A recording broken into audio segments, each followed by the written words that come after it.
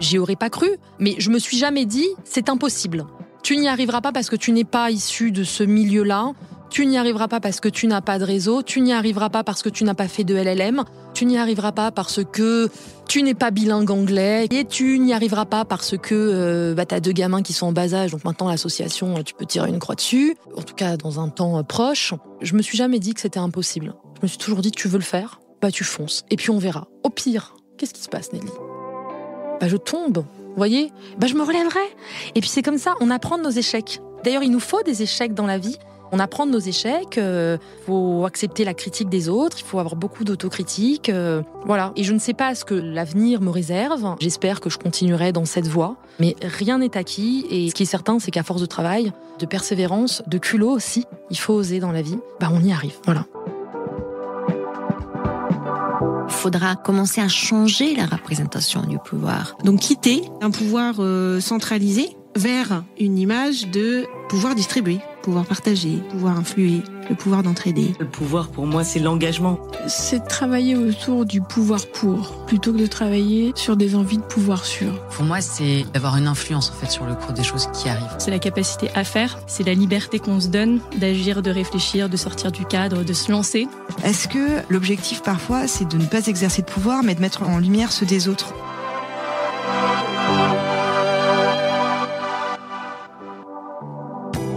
Bonjour Sabrina. Bonjour Nelly. Vous êtes avocate en droit social, associée au sein du cabinet d'affaires FTMS. Concrètement, vous accompagnez les entreprises et les dirigeants dans le cadre de difficultés rencontrées dans leur quotidien RH. Étudiante à l'université Panthéon-Sorbonne, vous avez rapidement vu que beaucoup de vos camarades étaient déjà entourés d'un bon réseau professionnel de par leurs liens familiaux, et vous avez ainsi, dès l'entrée au barreau, cherché à construire votre réseau, que vous aviez identifié comme essentiel à votre carrière d'avocate par la suite. Vous avez fait de vos relations clientes votre atout pour votre évolution professionnelle, et vous vous êtes donné la liberté de casser certains codes professionnels internes, pour faire votre place en toute simplicité. Vous avez d'ailleurs décidé d'avoir 2 enfants rapprochés, indépendamment de votre évolution de carrière, tout en maintenant votre relationnel client. Vous évoluez dans le monde des affaires, un monde d'argent, vis-à-vis duquel vous apprenez encore aujourd'hui à vous sentir légitime et dont les codes continuent parfois de vous dépasser. Je suis ravie de vous recevoir aujourd'hui pour approfondir tous ces sujets. Et pour démarrer, j'aurais aimé savoir ce que vous pensiez du mot pouvoir. Merci Nelly de m'avoir invitée déjà. Je suis ravie également.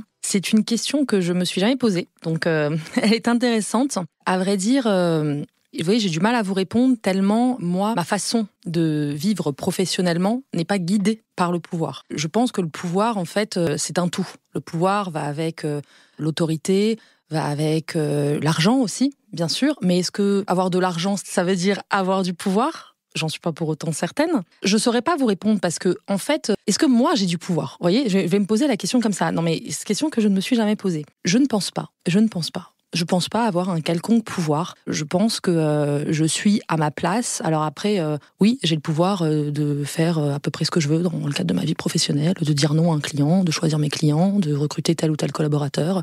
Oui, j'ai ce pouvoir, mais comme mes collaborateurs ont du pouvoir aussi, vous voyez. Et c'est pas mon statut qui me donne du pouvoir, ni ma légitimité d'ailleurs. Qu'est-ce que vous mettez derrière le mot pouvoir ? Je mets derrière le mot pouvoir pas l'argent, vraiment pas. Je dissocie les deux. En fait, avoir du pouvoir, pour moi, c'est être libre. Ok.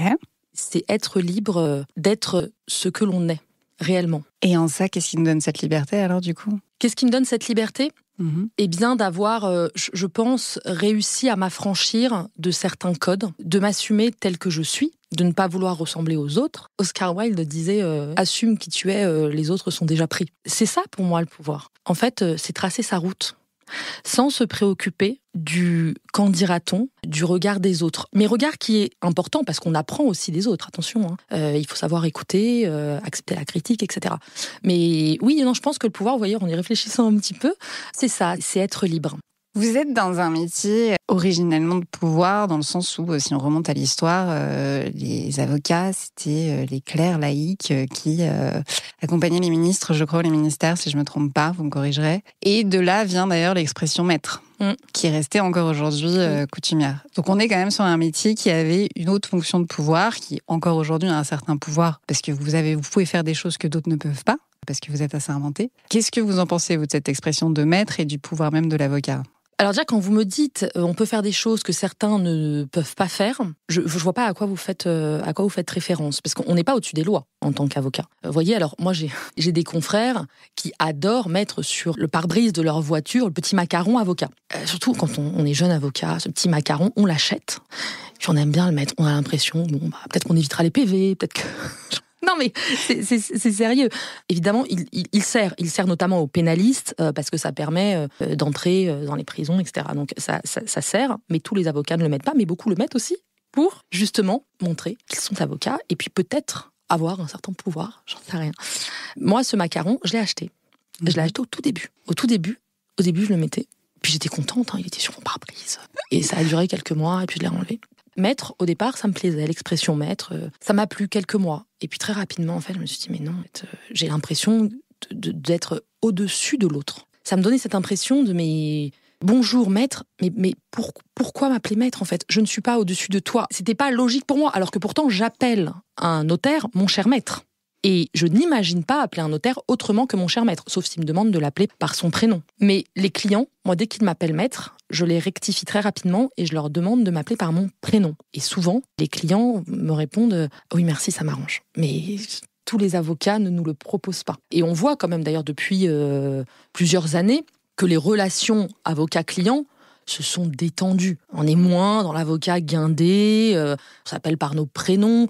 Parfois, on se tutoie, ça dépend des secteurs d'activité. Mais le maître reste pour certains. Et quand un client m'appelle maître, eh bien moi, je l'appellerai cher monsieur ou chère madame. Et quand un client m'appellera par mon prénom, je l'appellerai par son prénom. Par rapport au fait d'être au-dessus des lois, ce que je voulais dire tout à l'heure, qui veut conférer à certains pouvoirs, c'est qu'il y a des choses qu'on ne peut pas faire sans avocat. C'est-à-dire qu'il y a une obligation de passer par avocat. Et du coup, c'est en ça qu'il y a un pouvoir. Après, vous avez des confrères, donc on choisit son avocat, quoi qu'il arrive. Tout à fait. Comme les avocats choisissent leurs clients. Exactement. C'est le luxe que nous avons. Ça vous arrive de dire non à certains clients ? Ça m'est arrivé. Ça m'est arrivé 2 fois, oui. Ou de rompre aussi une relation client, ça m'est arrivé. Mais comment vous faites ça ? Vous le redirigez vers un confrère ? Vous êtes beaucoup plus brutal ? Qu'est-ce que vous faites ? Oui, non, je suis pas brutale. Moi, je suis quelqu'un en plus de très diplomate, de très souple, de très rond. Je redirige vers un confrère. Alors, il y a plusieurs raisons qui peuvent conduire à refuser un client. Déjà, moi, quand c'est un salarié qui vient me voir, je n'accepte pas le dossier puisque je ne gère que des employeurs et les dirigeants, alors qu'ils sont salariés aussi, mais on n'est pas sur la même catégorie, vous voyez, de salariés. On est sur des cadres. Et puis, c'est aussi par rapport au conflit d'intérêts. Comme on conseille des coups d'entreprise, je ne peux pas me retrouver en conflit. Normal. Donc, on conseille rarement les salariés. Et donc, je les dirige vers des confrères que j'ai eus dans des dossiers et qui ont été excellents. Et donc, je redirige vers mes confrères. Les avocats, entre eux, sont des apporteurs d'affaires. D'accord. Oui. Toi, c'est ça. Oui. Vos clients sont majoritairement féminins ou masculins ? Les deux. Je vous pose la question juste par rapport à la relation client. J'ai un des épisodes où j'ai une directrice qui disait qu'en fait, c'est le rapport de séduction. En fait, elle dit quand on parle à un client, évidemment, on veut séduire. Et elle parlait pas de séduction sexuelle, c'est séduire son client par ses propos, etc. Et elle disait qu'en fait, parfois, c'était pas forcément évident en tant que femme de se positionner là-dessus, sur le fait de séduire par ses propos, et que il y avait une relation parfois qui était gênante, mais qui avait un besoin de se positionner avec certains clients qui étaient plus assertifs dans le cadre professionnel. Mais c'était plus ça. Mais si vous n'avez pas eu ça, tant mieux. Hein. Non, je l'ai pas rencontré. Ce que moi, j'ai observé de rares fois, c'est que parfois, avec certains clients masculins, je sens que c'est un homme qu'ils veulent en face. Ah. J'ai 2 solutions. Soit pour la relation client et parce que on veut ce client et on veut travailler avec eux, je demande à l'un de mes associés de monter sur le dossier. Soit je continue et puis je me dis en fait non. Je vois pas pourquoi un homme serait mieux. Enfin, je sais pas si c'est comme ça que mon interlocuteur le pense, mais ça m'est arrivé ça 1 à 2 fois pour le coup. Alors j'étais plus jeune aussi, donc ça a peut-être un lien. Et à chaque fois, j'ai demandé de l'aide, parce qu'il faut savoir demander de l'aide. J'ai demandé de l'aide, et puis les premiers pas de la relation client, on les a construits à 2, voilà, parfois à 3 avec mes 2 autres associés au sein du pôle social. Et puis ensuite, dès que vous êtes en confiance avec le client, ça roule, et puis vous reprenez votre relation client.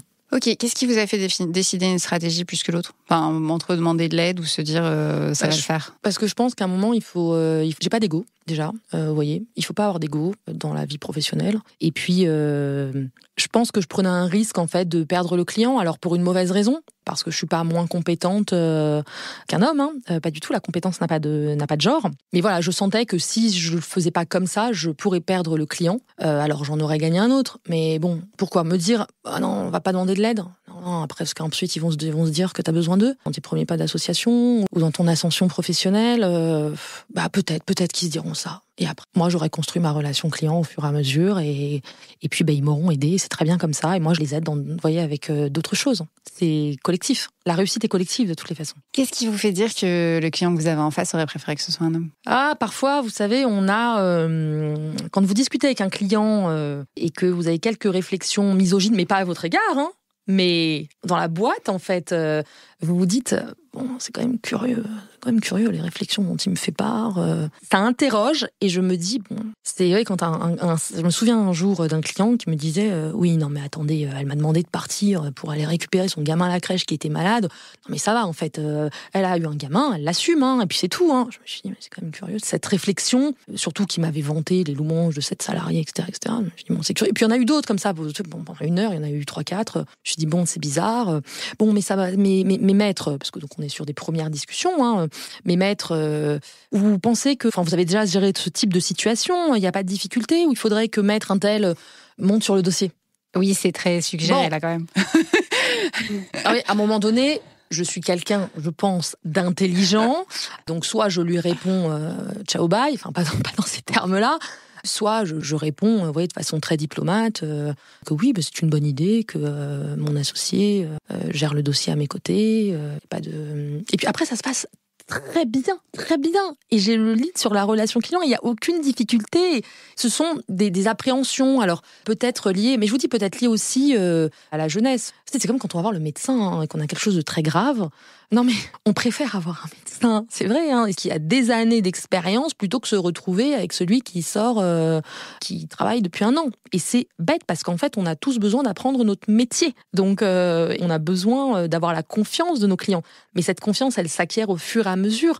Au début de ma carrière, moi, j'en voulais un peu, vous savez, aux clients où je sentais une réticence à me faire confiance. Et d'ailleurs, j'ai eu des clients au téléphone, d'abord très longtemps, des relations qui se sont établies au téléphone avant de les rencontrer. Je me souviens d'un client, quand il m'a vu, il m'a fait « Sabrina, mais je ne vous savais pas aussi jeune. » Il n'a pas eu la curiosité d'aller regarder. C'était un DRH d'un grand groupe. Et je me suis dit, mais si il m'avait vu au départ, est-ce qu'il m'aurait accordé sa confiance ? Donc ça devait peut-être pas se sentir dans ma voix, j'en sais rien. Et puis en fait, avec le recul, je me dis, mais c'est normal. C'est normal, à leur place, j'aurais sans doute fait pareil. Je me serais dirigée, vers quelqu'un de moins jeune, en tout cas que j'aurais considéré comme étant plus expérimenté. Du coup, ça vous arrive moins aujourd'hui, j'imagine ? Ça m'arrive plus. Oui, c'est ça. Donc vous mettez ça plutôt sur le jeunisme que sur le sexisme, en fait.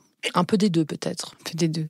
Vous avez parlé là d'un cas spécifique. J'imagine que vous défendez certains de vos clients contre harcèlement. Face à des situations de harcèlement qui doivent vous toucher, comment vous accompagnez ça ? Alors moi, je les accompagne, mais côté entreprise déjà. Okay. Donc c'est différent. Vous n'accompagnez pas le dirigeant, vous accompagnez les entreprises. Alors, quand j'accompagne un dirigeant, c'est rare d'accompagner un dirigeant, en tout cas de mon côté, sur une procédure harcèlement. Parce que souvent, les dirigeants, on va sur des négociations. Les directeurs généraux, c'est très rare d'avoir des contentieux directeurs généraux, par exemple. C'est vrai. On négocie, alors ça peut être... l'origine du litige peut être liée à du harcèlement, bien sûr, à des faits de harcèlement. Mais ça se finit par une négociation.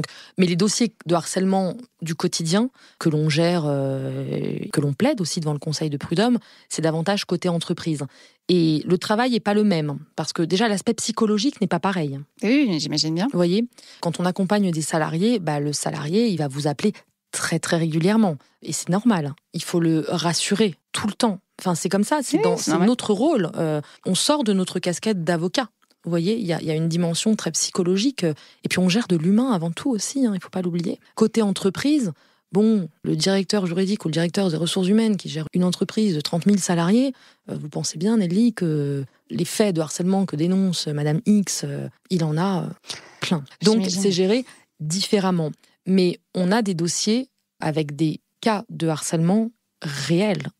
Nous, on le sent en tant qu'avocat, on le sent. Et d'ailleurs, on se dit, mais si on avait été à la place de cette salariée, qu'est-ce qu'on aurait fait ? Et donc là, moi j'estime que notre rôle, c'est pas justement de pousser à aller au contentieux, parce que pour le ou la salariée, invivable, c'est un drame. Un contentieux, ça dure 1 an et demi à 2 ans.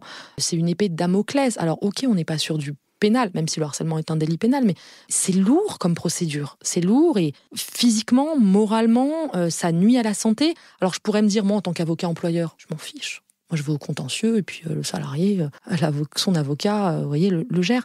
Mais c'est pas ma façon de réfléchir. On doit aussi savoir prendre de la hauteur et du recul sur ces dossiers, essayer au maximum d'aller dans de la médiation, de trouver une issue amiable pour aider le salarié en souffrance, mais au travers, au final, de l'entreprise. Parce que si on a une condamnation, de toutes les façons, ce ne sera pas bon pour notre client, qui est l'entreprise. Donc moi, j'aide comme ça à ma manière et avec les confrères avec lesquels souvent, c'est un travail à plusieurs, hein, vous savez, c'est un travail à plusieurs. Mais les dossiers de harcèlement, il y en a beaucoup. Sur 10 affaires au Conseil de prud'homme, on en a 8, hein, tous ne sont pas avérés. Beaucoup de salariés crient au harcèlement, parce que ça permet de faire sauter les barèmes Macron. C'est dommage, parce qu'il y a de vraies victimes de harcèlement et que maintenant, ce sont des dossiers qui sont devenus assez banals, vous voyez, dans les conseils de prud'homme, qui parfois, pour certains, vous disent « oui, le harcèlement, passez, maître ». Et c'est très dommage. On a de vraies victimes et ce sont pour moi des dossiers qui ne devraient pas aller jusqu'au conseil de prud'homme, justement. Et c'est le rôle des avocats de les négocier avant, de transiger avant. C'est pas un pouvoir pour vous, ça ? Oui, c'est vrai, mais oui, vous avez raison, bien sûr. Bien sûr, en fait, c'est le pouvoir d'aider une entreprise et un salarié à sortir d'une impasse. Oui, tout à fait. On réfléchit au fur et à mesure. Non, mais c'est intéressant parce qu'en fait, ce choix, il change tout. Il change pour l'entreprise, comme vous dites, mais il change pour le salarié. C'est-à-dire que vous avez beau être l'avocat de l'entreprise, vous prenez évidemment en compte les intérêts de l'entreprise. Comme vous dites, si elle est condamnée, ça n'a aucun intérêt. Mais vous avez aussi de l'empathie pour la personne en face et de dire, en fait, faut trouver une solution qui sorte vers le haut, en tout cas, ou à l'amiable, au mieux, quoi. Et bien sûr, mais on ne peut pas exercer ce métier, en tout cas pas en droit social et certainement pas en droit pénal non plus, sans empathie et sans bienveillance. Pourtant, vous devez bien avoir des confrères qui le font, non ? Et alors ? Donc pour vous, c'est votre vision du métier, en tout cas. C'est ma vision du métier, mais c'est ma vision de la vie en général. Et je pense que c'est pour ça aussi que les clients m'apprécient, c'est que voilà, il y a le droit, il y a la réalité juridique, il y a la réalité du terrain et il y a l'humain. Il faut savoir concilier les trois. C'est très important. Chaque dossier est différent, chaque personne est différente. C'est du cas par cas. Et comment vous faites quand vous avez des clients qui veulent aller au contentieux, quoi qu'il en coûte ? J'essaye de comprendre. Okay. Il faut comprendre, il faut essayer de se mettre à la place de l'interlocuteur. On connaît ses clients. Moi, sur certains dossiers, quand je discute avec des collaborateurs et qu'ils me disent « Mais Sabrina, ce dossier-là, il ne peut pas aller au contentieux. » Je sais que ce dossier ira au contentieux parce que je connais le client et je sais que... Donc, j'essaye de comprendre les raisons. Et quand c'est un dossier de principe, parce qu'il y a des dossiers de principe, voilà, ce sont des dossiers de principe et il faut que ça aille au bout. Et très bien, le dossier ira au bout, mais il est important pour moi que le client ait connaissance du risque. Très bien, on y va, mais ayez connaissance du risque parce qu'on aura en fait 3 perdants dans cette histoire. Un salarié qui sera allé au bout, alors oui, il aura gagné de l'argent, mais bon, après 2 ans de procédure, peut-être plus. Et puis, dans quel état, physiquement, selon le dossier ? Un avocat qui aura certes fait son job, mais qui aura quand même perdu. Donc, c'est pas satisfaisant pour nous, vous voyez ? Et puis, un client, employeur, qui aura perdu aussi. Alors, peut-être que oui, perdre 300 000 euros, ce sera pas grand-chose pour lui. Mais c'est pas satisfaisant. Pour moi, ça ne reste pas satisfaisant. Mais il y a des dossiers de principe, c'est comme ça, et on va au bout, et on les défend coûte que coûte. Et c'est très dur de défendre un dossier auquel on ne croit pas. Oui, j'imagine. C'est très, très dur. La force de persuasion, de conviction doit être très, très importante. Moi, je suis hyper surprise qu'il y ait un client qui vous fasse confiance, en tout cas qui vous laisse aller au bout, sachant que vous n'y croyez pas. C'est-à-dire que le client doit quand même savoir, surtout si vous lui dites que concrètement il va perdre en fait. Oui, mais en fait il y a une réalité au sein des entreprises qui fait aussi qu'on ne peut pas négocier tous les dossiers. Vous voyez, parce que c'est trop facile sinon. Et puis vous avez un effet boule de neige. Donc on ne peut pas négocier tous les dossiers. Il faut faire des choix. Et c'est important. Nous on est là pour les accompagner dans ce choix. Mais tous les dossiers ne vont pas au bout. On réussit quand même, et ça c'est très intéressant, à faire changer d'avis un client. On est là pour ça. On est là pour construire avec le client. Moi, je considère pas que les avocats ont un métier d'exécutant. Enfin, j'ai pas envie qu'on m'appelle pour me dire « Mais Sabrina, on a besoin de toi pour appliquer le code du travail. » Mais ils savent très bien le faire, nos clients, en fait. On est face... Il y a des DRH, à des directeurs juridiques, à des juristes qui ont d'excellents niveaux en droit du travail. Pour moi, notre job, c'est vraiment de les accompagner, de réfléchir avec eux, de réussir à les faire changer d'avis, de passer entre les lignes, justement, du code du travail. Le code du travail dit ça, mais comment on fait pour contourner ? Quel risque on prend ? Est-ce qu'on y va ? Ou est-ce que le risque est trop fort ? De partager nos expériences. Et je me souviens d'une cliente avec laquelle je travaille toujours aujourd'hui, ça fait maintenant 5-6 ans que je travaille avec eux, et qui me dit sur un dossier, Sabrina, là je sais que tu vas essayer de me faire changer d'avis. Je sais que tu vas me dire que le dossier, il faut qu'on le transige, etc. Et je te dis, c'est non. Elle a un très fort caractère. Je l'aime beaucoup, elle a un très fort caractère, très impulsive aussi. Je me suis dit, j'essaye pas de la faire changer d'avis. Pas maintenant. Alors qu'il y a quelques années, peut-être que j'y serais allée, vous voyez, de façon un peu bourrine. Mais non, parce qu'en fait, il faut apprendre à connaître son interlocuteur. Et j'ai laissé passer, je dis très bien, j'ai laissé passer un peu de temps, parce que parfois, l'eau coule sous les ponts, et puis les gens ont le temps de changer d'avis, etc., de relativiser. Donc. Et puis, peu à peu, j'ai placé les briques au fur et à mesure. Un an après, on transigeait ce dossier très important pour eux, mais on le transigeait.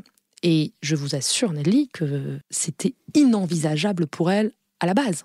Oui, et en même temps, comme elle vous l'a dit, ça veut dire qu'elle connaissait déjà tous les arguments que vous alliez lui donner, donc elle les avait quand même intégrés dans sa tête. Donc oui. Il fallait. C'est juste qu'elle n'avait pas envie, là maintenant tout de suite, mais il y avait quand même là toutes les billes qui avaient été mises, quoi. Mais vous pouvez pas aller, si vous voulez, faire du forcing. Non. Parce que, ça risque déjà de casser votre relation client, et puis d'être... c'est contre-productif. Donc il faut apprendre, vraiment, j'insiste là-dessus, c'est très important de savoir qui on a en face de soi. Et ça, c'est sur du long terme. Une relation client, elle se construit sur de plusieurs années. Oui, mais même le fait qu'elle vous ait dit ça, qu'elle vous ait dit, Sabrina, vous allez essayer de me faire changer d'avis, c'est non, pour telle et telle raison, en fait, votre travail, il est fait. Ça veut dire déjà qu'elle a assez confiance en vous pour vous dire, oui, ne parlez pas. Tout à fait. Pour rester poli. Qu'elle a assez construit avec vous et que vous l'avez assez appris pour qu'elle connaisse déjà tous les arguments qu'elle doit connaître pour prendre sa décision. Donc, en fait, j'ai envie de dire... Là, cette phrase-là d'une cliente, c'est surtout la conclusion d'une relation plus que réussie. Et... Oui. Et c'est une relation qui dure, et j'espère qu'elle continuera à durer. Mais je ne mettrai pas ma main au feu là-dessus. Vous savez, les relations clients sont très fragiles. Même au bout de 10, 15 ans, 30 ans, c'est très fragile, une relation client. Pour quelle raison ? En fait, on peut s'installer dans une relation client. Le risque, c'est de s'installer dans une relation client. Et puis, vous voyez, de penser qu'elle est acquise. Rien n'est acquis. Dans la vie, rien n'est acquis. Et dans notre métier, les clients ne sont pas acquis. Déjà parce qu'un DRH, du jour au lendemain, peut changer de boîte. Vous allez avoir un nouveau DRH qui va arriver avec ses avocats. Vous savez, c'est une relation intuitu personné, la relation avocat-client. Oui, donc, c'est-à-dire que là, c'est la relation entreprise qui est voilà, pas acquise. Donc là, c'est bien sûr, la relation entreprise n'est pas acquise. La relation intuitu personné avec votre client, il peut rencontrer un autre avocat. Il y a beaucoup de concurrence. Vous pouvez commettre des erreurs.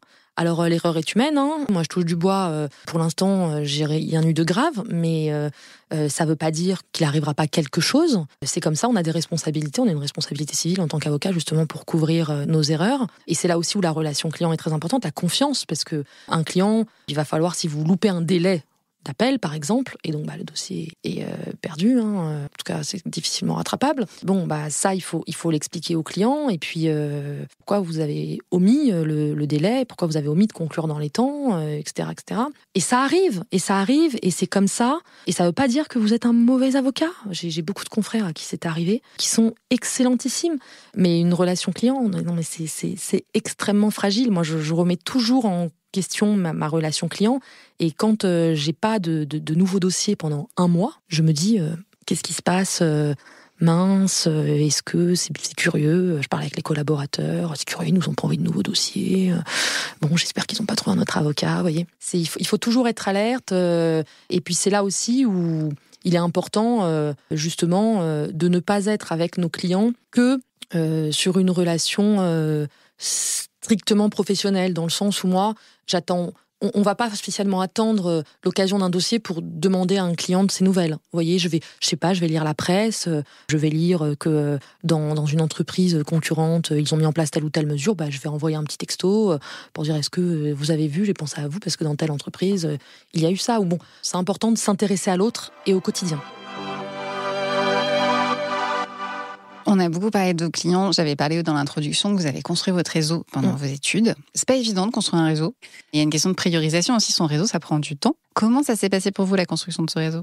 Vous avez raison, c'est très dur de construire un réseau. C'est l'histoire du petit poussé. Non mais vraiment, il faut semer pendant longtemps. Comment ça s'est passé ? De façon très naturelle. Mes parents sont entrepreneurs. Ils ont tenu pendant plus de 43 ans un club de jazz à Paris. Donc je les ai vus, vous voyez, monter ce commerce, créer leur réseau, sans rien. Mes parents sont autodidactes. Je pense d'ailleurs que c'est aussi ce qui m'a entraînée vers ce milieu très entrepreneurial qu'est l'avocature, même s'il y a différentes façons de vivre le métier d'avocat. Et donc, quand on arrive à l'école du barreau, et puis même sur les bancs de la fac, c'est vrai que j'étais entourée, mais pas que, mais d'étudiants qui avaient, de par leur famille, déjà un réseau. Il y avait quelques enfants de ministres, par exemple, des enfants de directeurs généraux.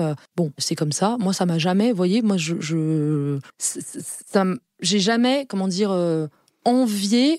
Enfin, je me suis posé la question, en fait. Enfin, chacun a son milieu, chacun ses forces, chacun ses faiblesses. Ça m'a pas. C'est après, c'est par la suite où je me suis dit, ça a peut-être été plus simple pour eux de créer un réseau. Mais sur le coup, je m'en apercevais pas. Et d'ailleurs, je me suis pas liée, vous voyez, d'amitié avec ces personnes-là en me disant, tiens, ça va m'aider pour la suite. Pas du tout, mais alors absolument pas, puisque j'ai d'ailleurs gardé aucun contact avec ces gens-là. Mais c'est vrai qu'à un moment donné, je me suis dit, bon, pour s'imposer, il va falloir que je me crée un réseau. Parce que dans l'avocature, en tout cas en cabinet d'affaires, parce que attention, il y a aussi les cabinets, il y a aussi les avocats qui sont à leur compte, et ceux-là, il ne faut pas les oublier, c'est là d'ailleurs la majorité de notre barreau, qui eux aussi doivent créer leur propre réseau, pour vivre au quotidien. Et c'est pas facile, parce que autant dans les cabinets d'affaires, vous avez une rémunération qui tombe tous les mois quand vous êtes collaborateur.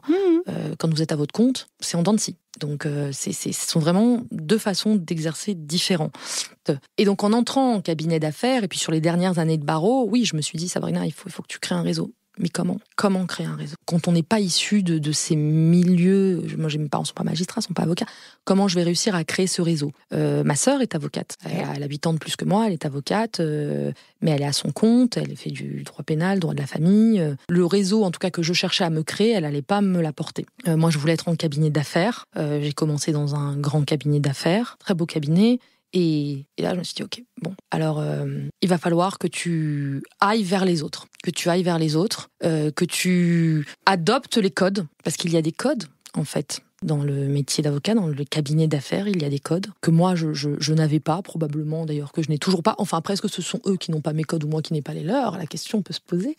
Des codes non dits, on est d'accord, personne n'apprend les codes. Bien sûr, des codes... Des codes non dits. Mais vous voyez, moi, en première année de barreau, je me souviens d'une associée qui m'a dit, Sabrina, tu as le caractère d'une avocate de 5-6 ans de barreau, et donc tu le ranges au placard, et puis tu le ressortiras quand tu auras 5 ans de barreau, parce qu'en première année de barreau, en fait, on se tait, on fait ce qu'on demande, et on sourit. Et peut-être que c'est comme ça qu'il faut faire, vous voyez ? Moi, ça a jamais été... En fait, c'est pas dans mon caractère. Je ne peux pas. Voilà. Je peux pas. Donc, moi, je fais pas ce métier pour ça. J'ai commencé à être chargée d'enseignement dans des universités. J'ai assisté à beaucoup de colloques. Donc là, je rencontrais sur les bancs de l'université. Vous allez me dire, mais Sabrina, tu rencontres pas tes clients. Peut-être, mais j'ai des futurs clients sur les bancs de l'université. Puisque les étudiants, ils seront juristes, ils seront DRH, ils seront peut-être avocats. J'ai d'ailleurs aujourd'hui certains clients, j'en ai 2 qui étaient parmi les étudiants auxquels j'ai pu enseigner en tant que chargée d'enseignement. Donc j'ai fait ça, j'ai donc assisté, à des colloques. Et puis, les réseaux m'ont aidée, les réseaux sociaux.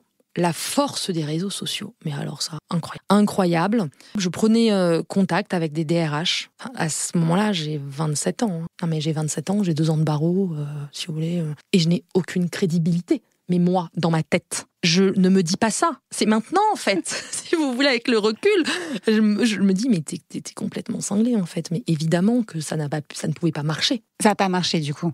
Mais non, ça n'a pas marché. Bien sûr que non. Et les gens répondaient. Vous voyez, je voyais des posts sur LinkedIn de certains DRH ou juristes sur des réformes de droit du travail ou autres. Et puis je leur écrivais en disant, oui, c'est très intéressant. Vous savez, moi, voilà ce que je pense, etc., etc. Ils répondaient. Et puis j'essayais de créer du lien, puis de les rencontrer. Mais bon, ça fonctionnait pas. Mais le lien s'est créé. Bah oui, c'était plutôt culotté. Le lien s'est créé, en fait. Le lien s'est créé. Et sur des années, j'ai décroché un client au bout de 10 ans, comme ça. Alors, ça a mis 10 ans. Mais quel client ?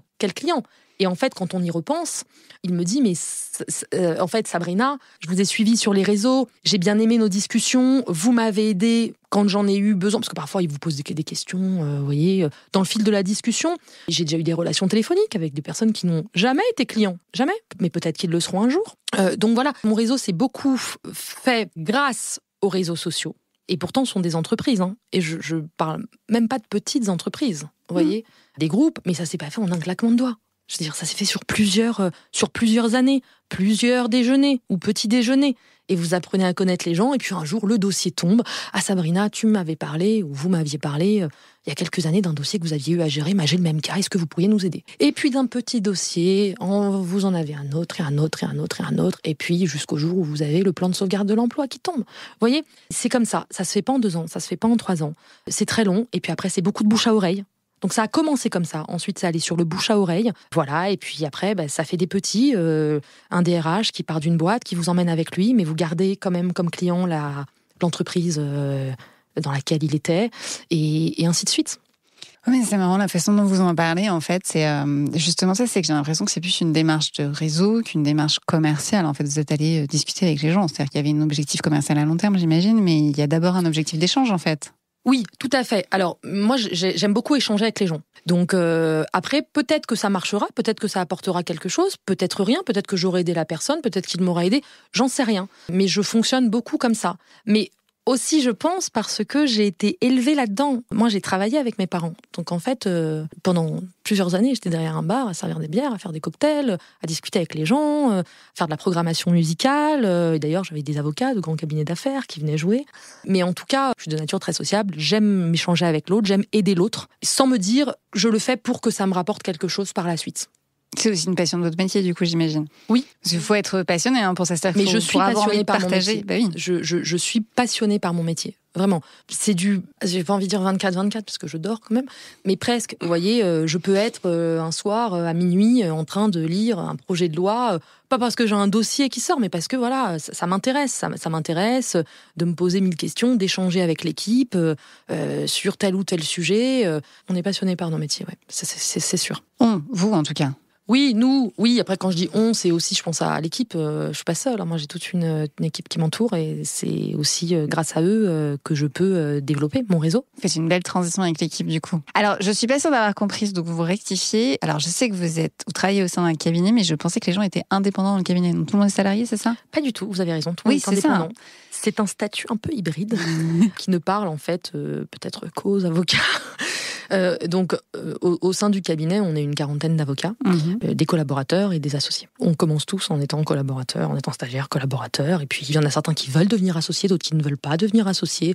Voilà, ça c'est chacun fait ses choix, d'autres qui s'installeront à leur compte, d'autres qui iront en entreprise, bref. Vraiment, c'est un métier à différentes facettes, le métier d'avocat. Tout ce beau monde est indépendant. Est indépendant, ce qui peut vous paraître curieux et ce pourquoi je pense vous faites la confusion avec le salariat, c'est que tous les collaborateurs, et moi quand j'étais collaboratrice également, perçoivent une rémunération fixe. Alors en fait, ce sont des honoraires fixes tous les mois. Ok, non parce que c'est parce que vous avez dit ça tout à l'heure que j'étais du coup perplexe. Tout à fait, des honoraires fixes tous les mois. Et ils peuvent en plus, et nous d'ailleurs on les pousse là-dessus, avoir leurs propres clients. Donc autres que les clients du cabinet, qu'ils factureront par ailleurs. Ah oui, en tant qu'indépendants du coup. En fait, ils sont indépendants, donc ils payent tous leurs cotisations URSSAF, leurs cotisations du barreau, etc., etc. Nous sommes tous indépendants, sauf que quand vous êtes collaborateur, oui, vous travaillez dans un cabinet, vous vous insérez dans une organisation de travail, vous traitez les dossiers que l'on vous confie au cabinet et vous avez à côté vos dossiers personnels si vous le souhaitez. Alors certains vous diront oui, si on a le temps, parce que c'est vrai que c'est pas toujours facile de concilier les deux. Mais voilà, donc c'est un statut d'indépendant. Alors du coup, vous travaillez avec des collaborateurs. Alors j'imagine que du coup, c'est pas un lien hiérarchique dans l'organisation, c'est que c'est un lien hiérarchique entre guillemets sur les dossiers. Oui, alors moi je n'aime pas parler de lien hiérarchique. Ok, très bien. Alors certains diront oui, mais dans les faits, il y a de la hiérarchie. Je le considère pas. Et les collaborateurs avec lesquels on travaille depuis de longues années, souvent me le disent. C'est vrai qu'il n'y a pas on sent pas le lien hiérarchique avec toi. Si vous voulez, l'autorité, en fait, c'est très naturel. Moi, j'ai jamais... déjà, qu'est-ce qu'on entend par autorité ? Donner des ordres, assez basiquement la capacité à donner des ordres. Moi, je considère que je donne d'ordre à personne, en fait. Je n'ai pas d'ordre à donner aux gens. Mon seul patron est le client. C'est ce qu'on m'a toujours inculqué. Vous voyez, moi, j'ai été élevée, entre guillemets, par Jean Néret, mon associé senior dans la profession. Et il m'a toujours dit, mais Sabrina, votre seul patron est le client. Moi, je ne suis pas votre patron. J'étais collaboratrice à l'époque. Moi, je ne suis pas votre patron. Votre seul patron est le client. C'est vrai. Et je me suis jamais sentie être sa salariée. Mais jamais. J'ai toujours fait ce que je voulais. On n'est pas dans le pays des bisounours, attention. Hein. En fait, c'est une relation de confiance avant tout. Moi, je ne suis pas là à compter, par exemple, les jours de congé de chacun. Vous prenez 1 mois, vous prenez 6 semaines. On s'en fiche. Pourquoi ? Parce qu'on a des collaborateurs qui travaillent très bien, qui ne comptent pas spécialement leurs heures. S'il y a besoin de bosser un dimanche, ils le feront. Donc, je veux dire, s'ils veulent prendre un vendredi pour aller faire je ne sais quoi, mais qu'ils le prennent leur vendredi. S'ils ont un rendez-vous chez le dentiste, qu'ils y aillent. On est indépendant, il ne faut pas l'oublier. Hein. C'est souvent des associés l'oublient, mais on est indépendant. Et il faut permettre à ces collaborateurs d'exercer ce métier en tant qu'indépendants. Ils ne sont pas salariés. Maintenant, il y a un travail à fournir, c'est un métier qui est très exigeant. Il faut être là pour les clients. Quand on travaille, a fortiori pour des entreprises, vous voyez, je veux dire, quand vous avez un piquet de grève qui va démarrer le lendemain à 5h, bah oui, vous devez faire votre assignation en référé la veille au soir, vous allez peut-être sortir à 2h du matin, vous allez sortir à 2h du matin. C'est pas grave, je veux dire, c'est pas grave. On apprend notre métier. Moi, je continue d'apprendre mon métier. Ça fait 14 ans que je suis avocate, je continue de l'apprendre tous les jours. Et je continue de faire des nocturnes. Et oui, je suis associée. Et alors ? En fait, c'est quoi associé ? C'est un avocat plus, même pas. Vous voyez, c'est juste que j'ai d'autres responsabilités, pour le coup. Et j'ai la responsabilité d'apporter des clients aux collaborateurs parce que je veux pas perdre un collaborateur parce que j'ai perdu un client ou 2 clients. Parce que perdre des clients, ça revient à devoir se séparer de certains collaborateurs. Et ça, c'est ma plus grande peur parce que j'adore nos collaborateurs. On adore nos collaborateurs. Ils sont super. Et c'est grâce à eux, en fait, qu'on en est là aussi où on en est. Vous savez, on monte grâce à ceux qui nous entourent. Hein. Je le dis tout à l'heure, la réussite, elle est collective. Dans mon quotidien professionnel, je veux les mettre en avant, je veux les mettre en lumière. Moi, j'ai pas besoin de lumière. Franchement, en vrai, j'ai jamais eu besoin de lumière. Je m'en fiche de la lumière. Ça marche pour moi et je suis contente et j'espère que ça continuera. Et j'ai envie que ça marche pour eux. Et sur certains sujets, ils me dépassent. Mais de haut, c'est moi qui vais leur demander des conseils. Mais on est complémentaires. Et c'est comme ça que doit fonctionner une équipe. Donc je suis pas du tout dans une relation, vous voyez, hiérarchique. Mais absolument pas. Vous visualisez le lien hiérarchique comme tout à l'heure la question sur le pouvoir, le rapport à l'autorité, oui. Etc. Moi, ce que je mets derrière, c'est juste plutôt dans le lien hiérarchique, il y a tout ce qui est management aussi, montée en compétences dont vous parlez là, même si elle est dans les 2 sens et c'est très bien. Et puis il y a la prise de décision finale. Vous voyez, comme tout à l'heure, il y a votre collaborateur qui a dit ce dossier, on peut pas l'amener en contentieux. Vous avez dit si, parce que le client va l'amener en contentieux. Et ça, c'est votre rôle en même temps de le dire. C'est plus ça. Oui, tout à fait, parce que c'est nous qui avons la responsabilité. Vous voyez, s'il y a un couac, la responsabilité, c'est moi qui la porte. C'est ça.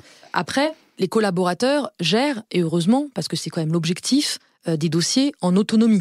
Heureusement. Il faut aussi créer cette relation client. Attendez, vous imaginez un client que vous avez mis 10 ans à avoir, et puis il va être, pour certains dossiers, géré par un de vos collaborateurs. Moi, je confie mon bébé, en fait. Non, mais c'est...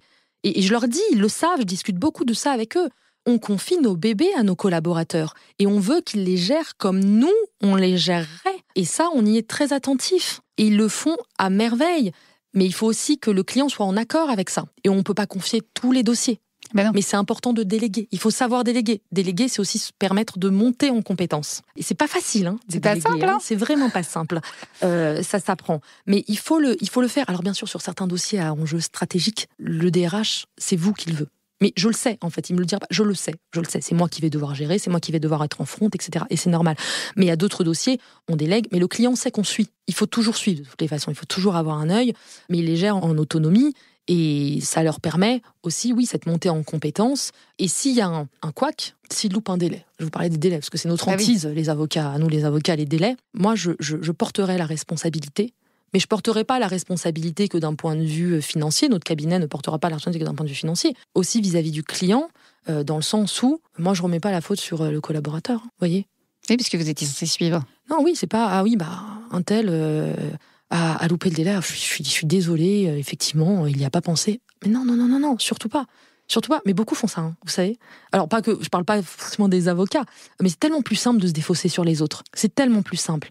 Mais je ferai pas ça. Moi, j'ai besoin que nos clients aient confiance en nos collaborateurs. C'est très important. Donc, j'assume la responsabilité, je l'explique et j'en assumerai également les conséquences. Ça veut dire quoi les conséquences ? Si je dois perdre le client. Ah oui. Voilà. Qu'est-ce qui fait qu'un collaborateur devient associé indépendamment déjà qu'il le veuille ? Bon, ça c'est une première étape, mais ensuite s'il le veut, qu'est-ce qui fait qu'il devient associé ? Il ou elle devient associé ? Je pense que pour être associé, déjà il faut savoir manager. Enfin, au-delà de manager, il faut savoir l'idée. C'est important d'être leader, par l'exemple d'ailleurs. C'est très important. Mais surtout, parce qu'il faut pas se voiler la face, pour être associé, en tout cas le rester, il faut des clients. Évidemment, il faut des clients. Qui dit client dit argent. Donc, il faut ramener de l'argent. Des clients extérieurs à ceux qu'on a donnés, évidemment. Alors, oui, ça se passe pas comme ça dans tous les cabinets. Moi, je considère que si on veut s'imposer et ne rien devoir à personne, parce que moi, j'ai toujours été comme ça, j'ai été élevée comme ça. Ma mère m'a toujours dit, sois indépendante, il ne faut rien devoir à personne dans la vie, etc. Ça n'a pas toujours que des avantages, mais il faut apporter des clients extérieurs. Je veux dire, oui, évidemment qu'il y a des clients que je suis depuis ma première année de barreau. Ils m'ont connue à 25 ans, j'en ai 39 aujourd'hui, qui ne sont pas mes clients à la base. Alors au fil de l'eau, est-ce que ça devient vos clients ou non ? Peut-être, mais moi je considère qu'en tout cas, je ne les ai pas apportés, ces clients. Je ne les ai pas apportés, quelqu'un a fait ce travail à ma place. Alors oui, j'ai su au fil des années les gérer, parce qu'on m'a appris aussi à les gérer, mais je ne les ai pas apportés. J'ai envie d'avoir mes propres clients. Alors qu'in fine sont les clients du cabinet, au final, parce que voilà, c'est le cabinet avant tout. Mais cette satisfaction, vous voyez, de me dire, j'ai développé mon réseau, et c'est ça en vrai qui vous donne, pour le coup, peut-être aussi du pouvoir. On en revient au pouvoir. J'ai envie de dire, mais vous voyez, moi je fais ce chiffre d'affaires, et ce chiffre d'affaires-là, j'ai réussi à le construire. Alors ça a pris du temps, mais je l'ai construit. C'est des clients, c'est du new business en fait. Voilà. Comment ça s'est passé votre ascension en tant qu'associé ? Très naturellement. Moi j'ai toujours voulu être associée, parce que je me suis dit, soit en fait, tu restes collaboratrice, mais à un moment donné, quand on a 25 ans, 30 ans, 35 ans, très bien, et 40 ans, bon. Après, il faut être à l'aise d'être encore collaborateur quand vous avez 50 ans. Chacun le vit à sa façon. C'est quelque chose que je ne juge absolument pas. Moi, je sais que je l'aurais mal vécu. Et en fait, c'est pas ce que je voulais. Vous voyez, en fait, la question s'est pas posée parce que c'est pas ce que je voulais à la base. Je voulais être associée. Alors peut-être associée de moi-même, Vous voyez, avoir mon propre cabinet. Et ça, c'est vrai que d'ailleurs, monter son propre cabinet, mais moi, je rêverais un jour, vous voyez, de monter mon propre cabinet.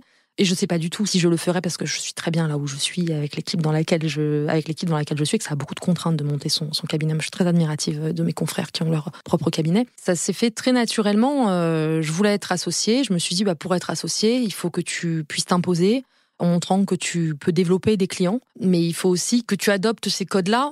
Mais ce qui a été compliqué, en fait, c'est d'évoluer dans un milieu qui n'était pas le mien à la base. D'évoluer dans ce milieu de cabinet d'affaires. Enfin, moi, j'ai pas du tout grandi là-dedans. Donc, même d'un point de vue culturel, c'est peut-être bête ce que je vais vous dire, mais moi, j'ai pas grandi avec des parents qui lisaient Le Monde ou qui écoutaient Radio France. Et pas au musée tous les week-ends, à la Comédie Française, etc. Moi, je le faisais pas. Je faisais d'autres choses, et des super choses. Et j'étais très heureuse, et je me suis accomplie.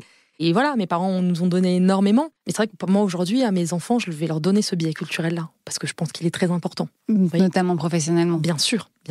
Parce qu'il ne faut pas se voiler la face. Quand vous êtes à des dîners ou des déjeuners clients, parfois, vous êtes un peu perdu. Non, mais vraiment, Nelly, moi, il y a des fois, je me sens... Alors là, il faut avoir de la répartie. Il faut savoir, vous voyez, dévier. Il faut être malin, il faut être fin. Mais ça faisait partie de moi. J'ai appris et j'ai changé aussi parce que j'ai voulu et parce que ça m'a apporté beaucoup. Les gens qui m'ont entouré m'ont fait évoluer, m'ont fait changer. Mais il fallait aussi que je reste moi. Vous voyez, que je reste moi dans ma façon de m'exprimer, dans ma façon d'être, dans ma façon de m'habiller. C'est comme ça. Moi, je viens souvent au bureau en jean et en basket. C'est pas commun en cabinet d'affaires, en tout cas. Je l'ai un peu plus maintenant, mais pas. Je l'étais vraiment pas à un moment donné. Alors bien sûr, si je vais à un déjeuner client, je serai pas en jean basket. En fonction, si c'est une start-up. Oui, c'est ce que j'allais dire. Oui, mais ça fait partie des codes. Oui, c'est vrai que certaines start-up. Ce sont des codes en fait à avoir. Alors j'ai toujours ma paire à talons, j'ai toujours tout ça, mais ça fait partie des codes. Mais donc j'ai évolué en étant qui je suis, et puis ça s'est fait la saison fait très naturellement. Moi, j'ai pas ressenti de difficulté, et pas parce que j'étais une femme, vous voyez.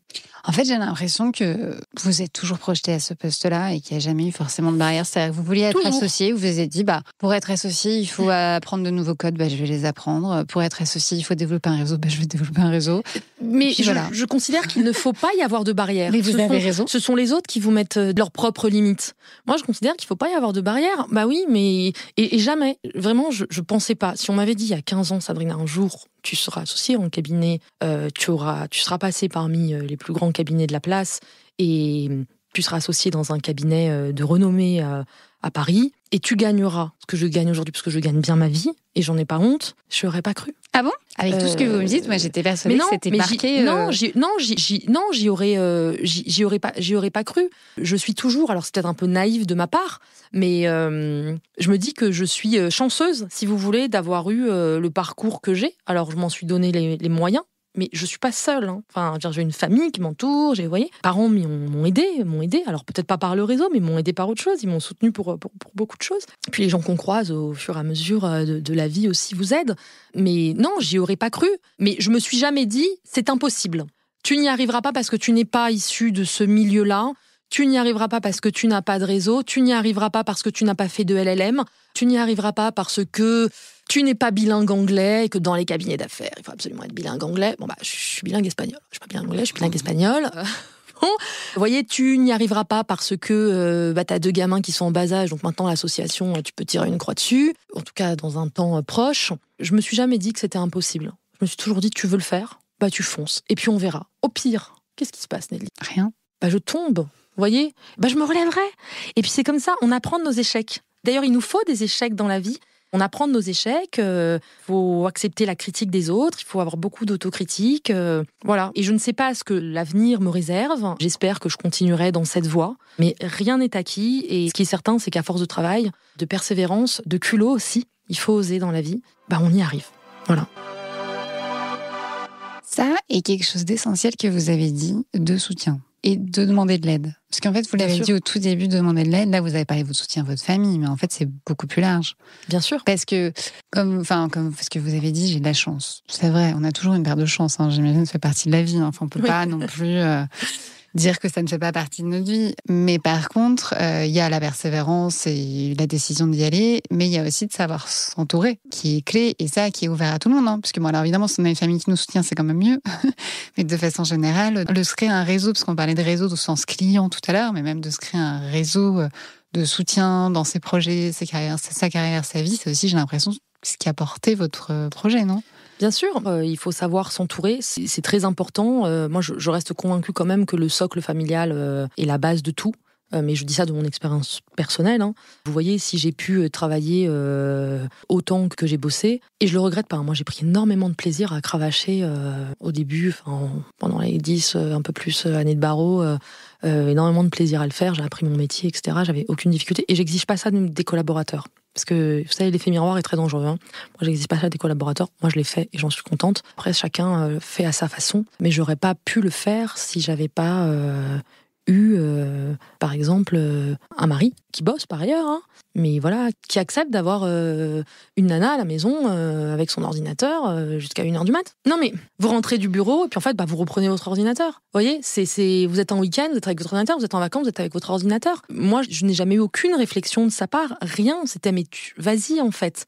Et là, j'ai encore des projets, professionnels à venir. J'ai envie de me présenter au Conseil de l'Ordre. Je sais que ça va me prendre beaucoup de temps, que ça va être consommateur d'énergie. Quand je lui ai annoncé, ça fait longtemps que je veux le faire, depuis ma 2e année de barreau, ça fait très longtemps que je veux le faire. Mais un temps pour tout, il m'a dit, mais fonce. Voilà. Et aujourd'hui, on a 2 enfants qui sont encore petits. C'est pas un obstacle. Je suis entourée et soutenue. Et ça, c'est essentiel pour moi. Oui, justement, les enfants. Par rapport à votre ascension, je sais plus à quel moment vous avez eu vos enfants. C'était avant ou après être associé ? C'était avant. Ok. Et ça s'est passé comment vis-à-vis de votre volonté d'être associé ? Ça a posé problème ? Pas du tout ? Aucun problème. Ça ne pose aujourd'hui aucun problème. Et je suis entourée que d'associés hommes. Alors voilà, c'est comme ça, c'est l'image authentée du cabinet. Hein.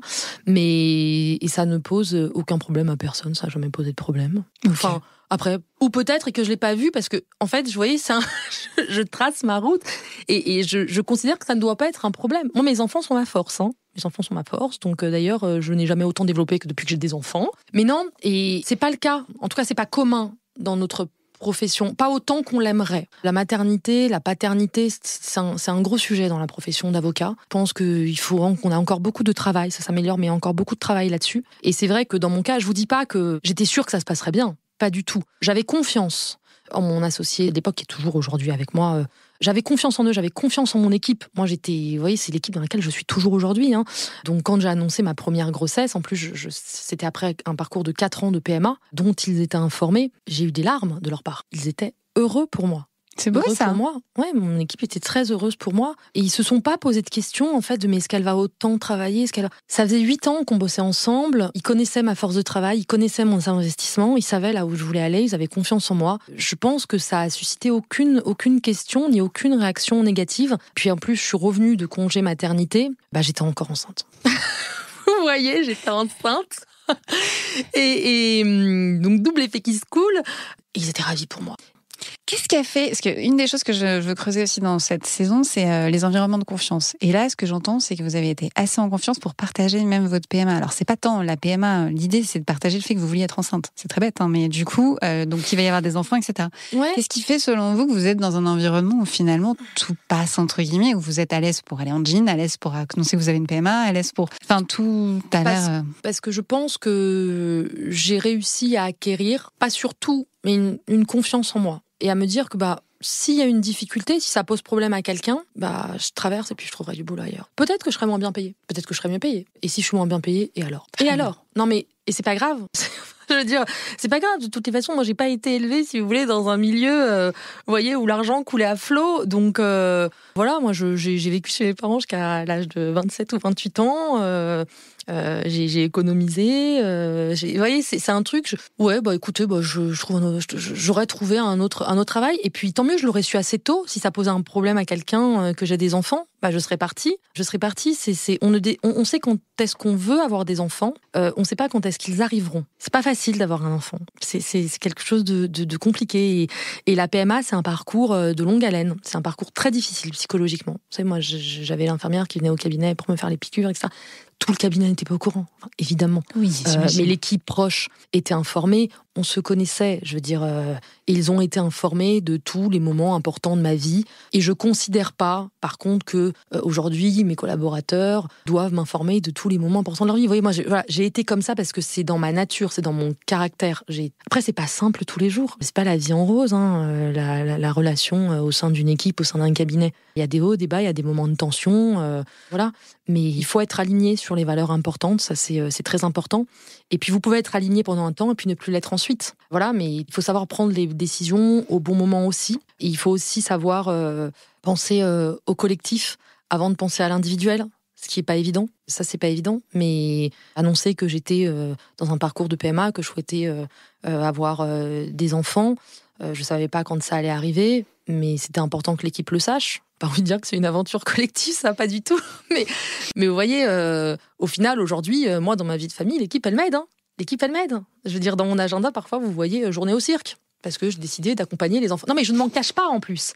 Ça, c'est manager par l'exemple. Je ne m'en cache pas, parce que j'ai pas envie que les collaboratrices, demain, elles inventent qu'elles ont une réunion pro, alors qu'en fait, elles vont accompagner leur enfant chez le dentiste. J'ai aucun problème. Oui, j'accompagne mes enfants au cirque ou au théâtre, ou je fais des sorties scolaires. C'est dans mon agenda, ils le savent. Et s'il y a des choses qui tombent, on a le portable qui nous suit en permanence, mais au-delà de ça, j'ai une équipe qui m'aide. Donc en fait, vous voyez, c'est un tout. Si je peux passer aujourd'hui des super moments avec mes enfants, c'est aussi parce que l'équipe est là. Le collectif est très très important. Ok. Vous avez beaucoup parlé d'argent, enfin vous en parlez, parce que c'est un métier où on gagne de l'argent. Vous dites pas. Non, tous les avocats ne gagnent pas beaucoup d'argent. Non, mais je le dis parce que souvent j'entends t'es avocat donc tu gagnes beaucoup d'argent. Non, pas du tout. C'est vrai, ça dépend de la spécialité, ça dépend aussi si les gens choisissent d'être indépendants ou pas. Vous l'avez dit, mais en gros cabinet d'affaires, en général, on gagne bien sa vie. On gagne bien sa vie. D'autant quand on est associé, c'est-à-dire comme vous l'avez dit tout à l'heure, on a ramené des clients et donc du coup il y a des coms qui tombent avec et il y a plein de choses qui font qu'on gagne bien sa vie et il n'y a pas de débat sur le sujet. Oui. Et c'est un milieu du coup, moi vous avez beaucoup parlé de solidarité, vous n'avez pas utilisé le mot solidarité, mais en tout cas de collectif, de se passer des clients ou de s'aider entre associés. Malgré tout, vous êtes tous indépendants, vous avez tous des coms qui sont liés à vos différents clients. Comment ça se passe cette relation finalement à l'argent et aux clients dans un cabinet d'affaires par rapport au fait de devoir bosser collectif, de devoir travailler ensemble, etc. En fait, ça se passe bien, si vous voulez. Je l'ai dit à plusieurs reprises, je crois. La réussite, elle est collective. Oui, vous l'avez dit. Au bout, à la fin de l'année, on regarde quel est le chiffre d'affaires et quel est le bénéfice du cabinet. Ce chiffre d'affaires-là, on l'aura fait parce que le pôle pénal aura réussi à faire tant. Alors, peut-être que cette année-là, ce sera aussi un chiffre d'affaires exceptionnel parce que le pôle banque finance aura rapporté au pôle pénal un gros dossier. Parce que, voilà, mais c'est parce que, justement, on pense avant tout au collectif, avant de penser à son propre pôle, puis à soi-même, que ça marche et que c'est sain. Je pense il faut avoir des relations de travail saines et des relations saines avec l'argent aussi, ce qui n'est pas facile. Il faut savoir accepter que d'autres gagnent plus que vous, et c'est comme ça. Bon, très bien. Peut-être que moi aussi un jour je gagnerai plus, et peut-être pas, et c'est pas grave. Vous voyez, il faut savoir accepter de gravir la montagne. En fait, Rome, c'est pas fait en un jour. Donc c'est très simple. Moi, j'ai aucune difficulté à parler d'argent avec les associés. Enfin, aucune difficulté. C'est pas facile. C'est pas facile. Ni pour eux d'ailleurs, ni pour moi. Mais une fois que le sujet est sur la table, j'ai pas de difficulté à dire non, en fait, je comprends pas pourquoi cette année, j'émarge pas à temps alors que j'ai rapporté tant. Je veux juste comprendre, en fait. Il faut que ce soit ça, il faut qu'il y ait de la communication. Il faut absolument qu'il y ait de la communication, sinon ça peut pas fonctionner. C'est toujours un peu ambivalent le rapport aux femmes et à l'argent pour plusieurs raisons. Parce qu'à la fois, je trouve que c'est très intelligent, entre guillemets, ce que vous dites. Et je parle d'intelligence émotionnelle, plus que même l'intelligence de QI, comme on peut le dire. Et en même temps, il y a une part de moi qui me dit, oui, mais du coup, pourquoi c'est les femmes toujours qui transigent là-dessus ? Parce qu'il y a cette envie de gagner plus. En fait, il y a à la fois, je suis d'accord avec vous, ce combat à gagner plus n'a aucun sens. Et en même temps, puisque les hommes l'ont, enfin en tout cas majorité, je dis pas la majorité des hommes, mais les gens qui majoritairement le veulent vont être des hommes. Du coup, si on ne fait pas cette course-là, il n'y aura jamais d'égalité. Du coup, je sais pas trop quoi en penser. Ouais, mais moi je fais pas, si vous voulez. Déjà, moi je suis pas en compétition avec mes associés. Mais très bien. Et eux sont pas en compétition avec moi. Moi, je considère que je suis pas en concurrence avec eux. Je suis pas quelqu'un qui va regarder ce que l'autre a. Alors, ça peut être sain, hein. Ça peut être simple parce que c'est ça peut vous amener à vous dépasser, vous voyez. Mais en tout cas, je suis pas envieuse. Vous savez, les avocats qui aujourd'hui gagnent énormément d'argent, cet argent ils l'ont pas volé. Hein. Je veux dire, ils ont bossé, vous voyez. Je considère pas qu'on soit en compétition les uns avec les autres. J'ai pas ce rapport-là avec l'argent. J'ai pas besoin d'être celle qui gagne le plus ou celle qui rapporte le plus d'argent pour m'estimer légitime. Et j'ai l'impression que vous avez une vision sur un temps long aussi.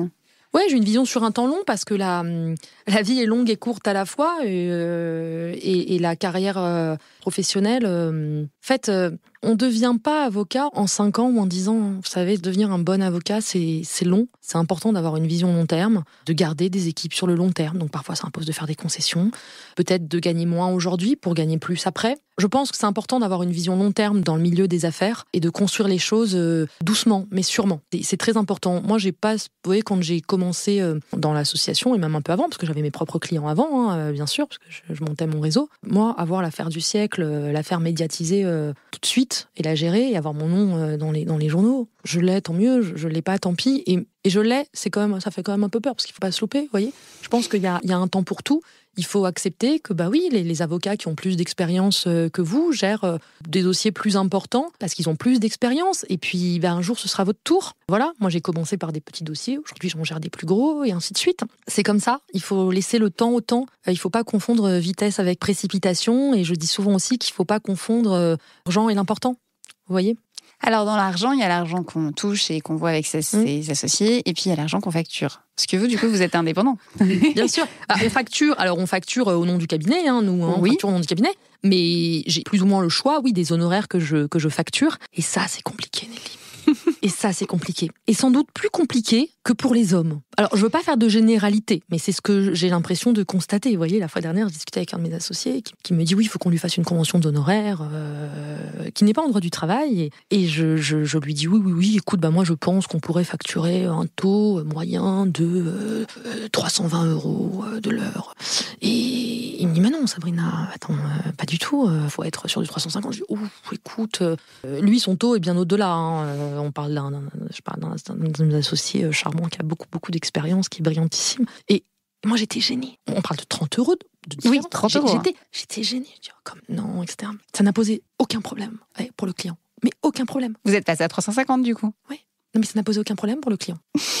Ça me posait aucun problème. Mais ça, c'est moi, vous voyez. Mes associés se posent pas ces questions. Et ils ont raison. Et j'apprends beaucoup d'eux là-dessus. Parce qu'en fait, on peut pas résumer le travail d'un avocat au fait qu'il a passé 1 heure sur le dossier. En fait, derrière ces 1 heure, il y a plusieurs années d'expérience. Un avocat qui a 2 ans de barreau ne peut pas facturer la même chose qu'un avocat qui en a 15. Un avocat qui en a 15 ne peut pas facturer la même chose qu'un avocat qui en a 20. Et puis, il y a la renommée aussi de l'avocat, qui fait que certains avocats, facturent 500, 600, 700. Et puis, il y a le domaine dans lequel vous exercez. Et puis, selon que vous conseillez des entreprises, des particuliers, des politiques, etc., etc.